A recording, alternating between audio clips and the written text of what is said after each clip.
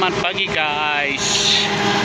Sekarang kita berada di Meru Ipoh, PCB Ipoh. Okay. Kren dah standby, dah turun pipe dah.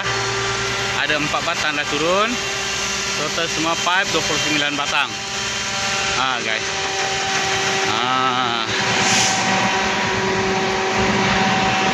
Semua pipe tepi ini kita akan susun guys.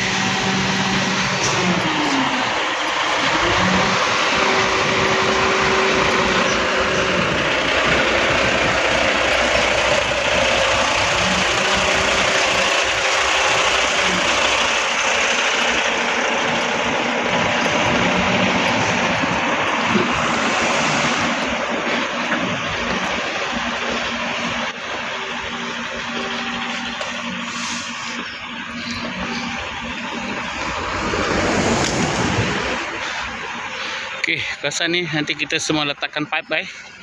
Kita ada pipe 29 batang untuk pemasangan. Ni guys, pemasangan pipe. Untuk pemasangan pipe yang ini, kerja awas, kerja LIP di hadapan. Okey. Kita akan turun barang. Tu last man.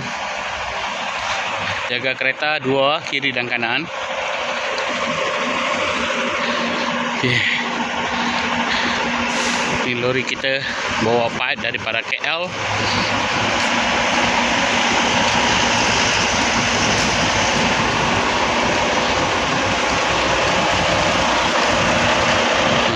Kan mau relegasi sini saya.